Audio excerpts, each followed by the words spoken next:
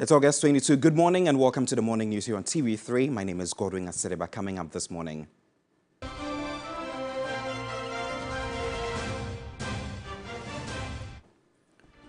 And the Bulletin Board of Media General gives Kwaku Siasare $10,000 for winning the coveted BBC Komla Dumor Award for 2023, becoming the first Ghanaian to win it.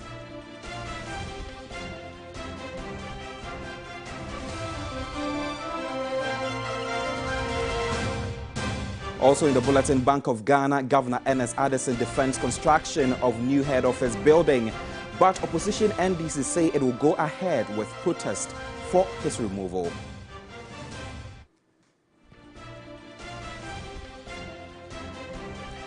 ECOWAS disagreement with military junta in Niger for a 3-year transition period places the regional body in a tight corner.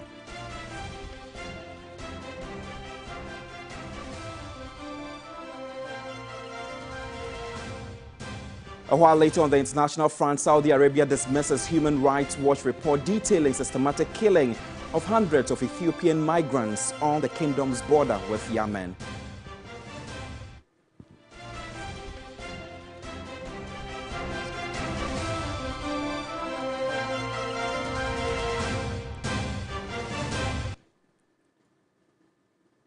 We have details of these and some other stories coming your way shortly. The news on DSTV channel 279. We are also streaming across the world on Facebook at TV3 Ghana. Do join us with your comments. The details now. Media General Board has awarded Kwaku Siasare, winner of the BBC Komla Dumor Award for 2023, a check of $10,000 as an appreciation for bringing honor to the company. The money is also to support his 3 months working experience with the BBC in the United Kingdom. Member of the board, Noko Dia, encouraged him to keep excelling in his chosen career. What a joy. And what a fantastic moment. Come and give me a hug there. Congratulations. Thank you. Okay. So this evening we're here because you brought honor to this company, to Ghana. You know, to have won this BBC Komla Dumor Award is just by God's grace. And for the 7 years that you've been in Media General, you've grown into the sort of person who deserves to be given an international award. Thank you. So today we're here to say congratulations. Thank you. I'm here on behalf of, in fact, the whole of Ghana, saying Ayeko, and we are proud of you. On behalf of Media General, okay, who are, in fact, your family, each one of them are here saying, well done. And as a token, this is to you, Kwaku, for what you've done, $10,000. And we believe that you come back. This is the beginning of many things to happen in your life. So thank you for bringing honor to Media General and to Ghana. Kente is a symbol of royalty, and it stands for everything in Ghana. Go out there and shine, and remember your roots, that you took that leap into stardom. So keep it up. Thank you very much. And God bless you. Thank you very much. God bless you. I want to say a big thank you to you also, to the board of directors and to the management of TV3 for reposing so much confidence in me and for giving me the opportunity to be on your airwaves, to be on your platform, and to exhibit my talent in the way that I have. Thanks for the patience. Thanks for allowing me to make the mistakes and to correct them along the way. I thank you very much for this honor. Okay. God bless you. God bless you too. All the best. Thank you very much. Okay. Thank you. This indeed is beautiful. Now, August 21, 2023 will go down as a special day in Ghana's journalism history. It could also be described as National Kwaku Siasare Day after my colleague was named the 2023 winner of the award named after Ghanaian legend Komla Dumor. There's more in this report. Is important to the BBC. It's a testament to the BBC's commitment to support and elevate young journalists from Africa. It is a feat that has taken 8 years to achieve. One that gives Kwaku Siasare so much joy and validation that second chances do get the loudest applause. One of the moments It's surreal, it's unbelievable, but that aside, I think it's an exciting feeling knowing that I'm the first Ghanaian to win this award after 8 years of being launched by the BBC. In a 7-year journey at Media General in various capacities, Pa Kwesi Asare has stayed true to what embodies journalism. We've seen 2 Nigerians, 2 Kenyans, 2 Ugandans, and only last year it was won by a Zambian. And I'm absolutely thrilled that at my second attempt, I have won the award. He won't be the first to admit that winning the BBC News Komla Dumo Award means a lot more is expected of him to lift high the name of Media General and wear the Ghana badge with pride while he walks the streets of London. For his colleagues at Media General, he has been a worthy ambassador and a great example. It's a big deal for me, Pa Kwesi being a colleague and the first Ghanaian to get this prestigious award. The determination he brings to work, he calms the actual environment to make sure that everybody brings out his best. Working under him, I know he's been very thorough. He's one person who ensures that the work gets done. It's a big inspiration for all of us, and then we hope that he's not only going to be the only Ghanaian who has won, all of us can also win and then continue what he has started. And for the business, it means even more. First to do it for Ghana since the inception of the awards scheme in 2015. We as management are encouraged by the fact that the media training and opportunities we provide our reporters have transformed them into world-class journalists. His historic win has taken both social and traditional media by storm, with congratulatory messages pouring in for him. Pa Kwesi carries along with him from here the expectations of a company leading the way in journalism practice.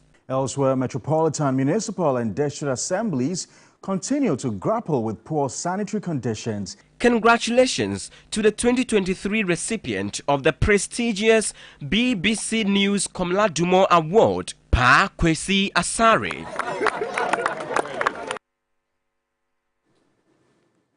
Away from Pa Kwesi Asare, the Bank of Ghana Governor Ernest Addison has been defending the construction of new head office building, giving out more details on the project at a news conference here in Accra.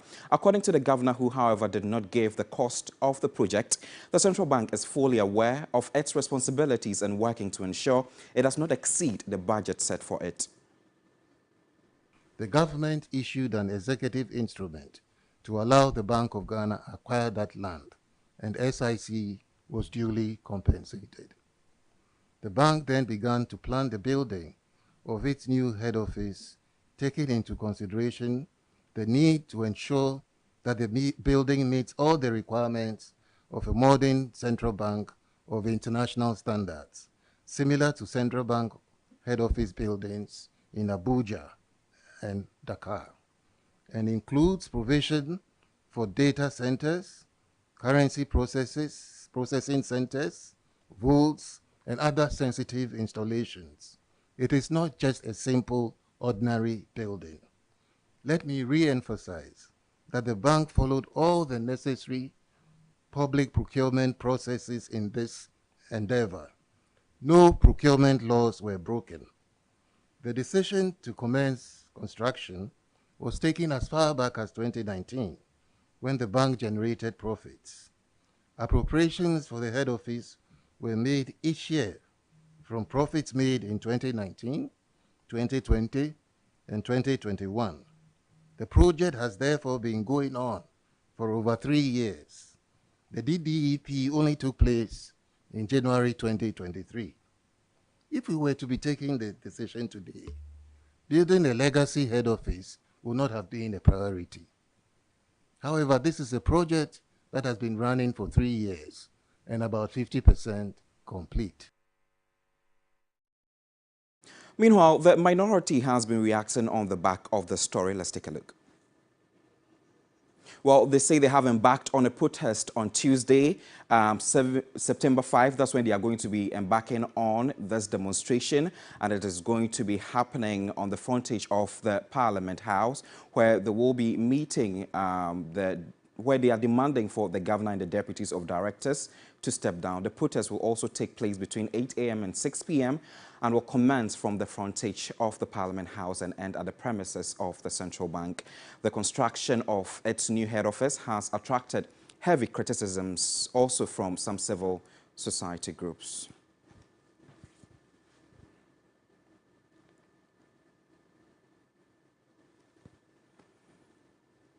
A group of 7 political parties without representation in Parliament is demanding that the Electoral Commission reconsider its decision to conduct the limited voter registration at only its district offices. The group, at a news conference in Accra, noted that the Commission's unilateral decision could lead to low participation due to distance, cost and voter suppression.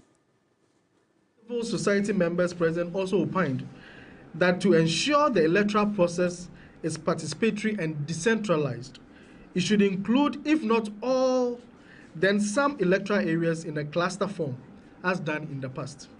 At least, if the EC cannot do more than 1,005 registration centers, as done in 2019, they should maintain the status quo. The Electoral Commissioners informed us that they have taken our concerns and will get back to us, a phrase we were well accustomed to, and so pushed further for timelines, and they indicated by close of day Monday. Most of us present were therefore taken aback when we only heard that the Electoral Commission has set a date for the registration exercise and will use only their district offices as registration centers. We want to inform the general public that as political actors, we will continue to engage the EC to ensure they adopt a process that will be less burdensome and more convenient to ensure full participation and high success rate of the registration exercise. In any case, Regulation 2, Subsection 2 of the Public Elections Regulations 2016, which is CI 91, as amended, on registration center states that in designating a place as a registration center, the Commission shall take into consideration A, the suitability of the place for use as a polling station on election day, and 2, which is more importantly, the accessibility of the place to prospective applicants for registration. Furthermore, Article 42 of the 1992 Constitution of Ghana also states that every citizen of Ghana of 18 years of age or above and of sound mind has the right to vote and is entitled to be registered as a voter for the purposes of public elections and referenda.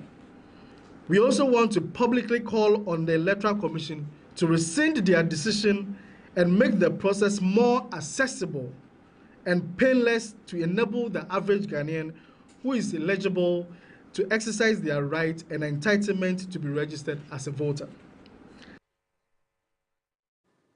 Let's do more stories. Leaders from developing countries representing almost half of the world's population, including China and Russia, are today meeting in Johannesburg in South Africa to officially commence the 15th BRICS Summit aimed at reinforcing their alliance as a counterweight to the West. The BRICS Summit is being hosted by the South African President Cyril Ramaphosa and brings together the Prime Minister of India as well as the President of China and Brazil. President of Russia will, however, join the meeting virtually. My colleague Judith Awache Tando is currently in Johannesburg, South Africa, and joins me for more details on the back of this. Judith, good morning. How is the atmosphere ahead of the summit today? Right, good morning, Godwin. Basically, there's just security everywhere. You, at this time, find that at least 5 policemen are at each stop and advantage point here in Sandton in Johannesburg. Now, of course, this is very necessary because we're expecting the heads of states of 5 BRICS countries. We're talking about Brazil, we're talking about India, China, and South African presidents. Now, of course, we know that the Russian president will not be there in person, but he's sent word that he would be joining virtually. So currently the atmosphere is quite tense. We cannot just do anything on the streets of Sandton here in Johannesburg. Godwin. So what should we expect to be the key points of discussions at the summit? Right. Well, over the next 3 days, some of the world's biggest heads of states, as I've said, will be meeting in one place that's here at Johannesburg to discuss First, the advancement of the global economy and a possible shift from the dominance of the US dollar. We have the likes of President of China, Xi Jinping, who plays a major role in the trade between itself and South Africa, as well as many other African countries. Of course, he will be present in this meeting. The BRICS, which is currently made up of 5 powerful countries, would also be discussing an expansion or a possible expansion of BRICS. And so we have word that about 40 countries have expressed interest in joining. And of course, already 22 making formal requests to join BRICS. Now, that brings us to the question as to whether or not Ghana is going to be a part of the countries or is a part of the countries that want to join BRICS. Currently, from what we've seen, Ghana is not part of these countries, but several articles seem to suggest that the country will be doing itself a great disservice if it does not join BRICS. We also have people saying that basically the fact that Ghana needs all forms of infrastructural development and sustainable economic growth to raise the standard of living of Ghanaians to at least a middle class or income status. Many believe that that could be achieved if they decide to participate or join BRICS. And so there are a lot of schools of thought. There's also the people who say that Ghana's relations with other nations, particularly the West, might be the reason it will not want to join BRICS. But they say that such relations will not really or affect her BRICS membership. So as no harm will be done to any nation if Ghana joins the organization. So basically that's what we're expecting here, discussion on expansion as well as the advancement of the global economy. That's aside the US dollar, which has taken dominance in the globe currently. So we're expecting more updates in subsequent bulletins. I'll be bringing you more on what's happening here at the BRICS conference in South Africa. All right, Judith, thank you very much. Trusted to bring us all the details in subsequent bulletins from South Africa. Away from that, the Elections Committee of the New Patriotic Party is yet to decide on what steps to take should there be a tie during Saturday's special delegates conference. The governing party will this weekend vote to select 5 aspirants to contest the flag bearership slot come November 4. These flag bearer aspirants are rounding up their campaigns ahead of the maiden Special Delegates Conference.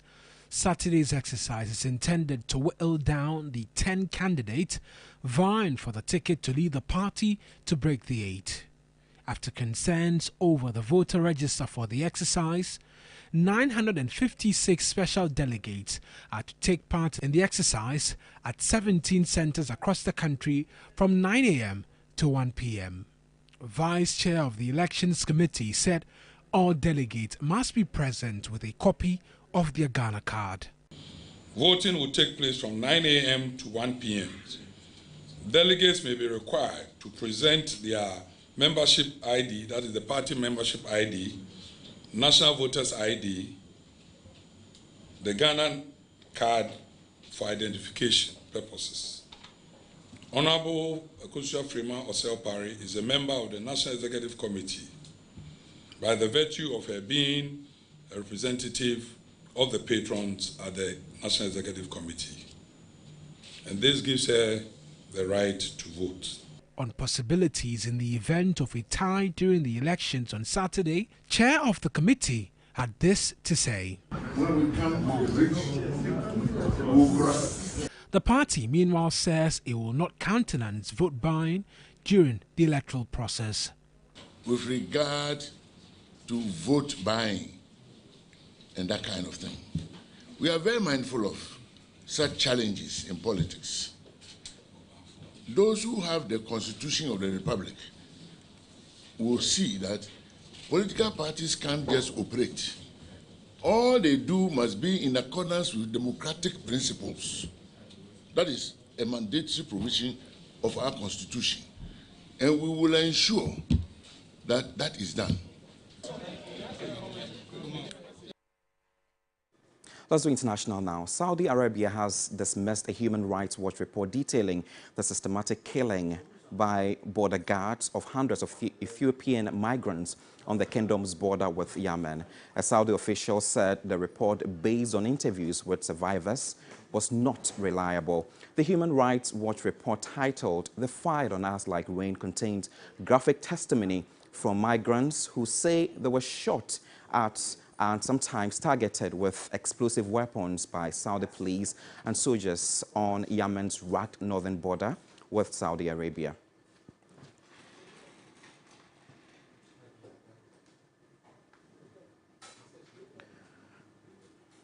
That is for the news this morning with me, Godwin Asidoa. The show continues with Roland, Na, and Bellamundi. Good morning, guys. Morning. Good morning. How are you? I'm fine, thank you. How are you? Charlie, we're good. We're seeing you early in the week. Oh, Judith is not around. Yeah. Okay, yeah. Because I was trying to remember which days you come on, and I realized. Did you sleep well? You look exhausted.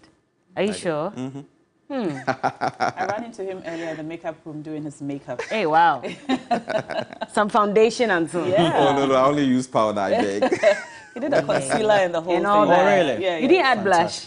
No. And some eyeliner, you know? Oh, no, I didn't. The one that you draw all the way up. That'll be very extreme. I know. Yeah. Roland does eyeliner once in a while. Do you now? He's confused. Should Ghana join the BRICS, though? We qualify?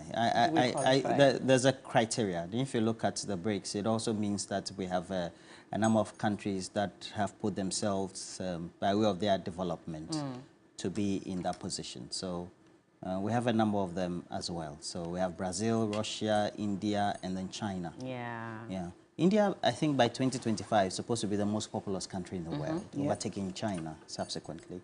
You look at the GDP of China, and then India, subsequently look at Russia and even Brazil.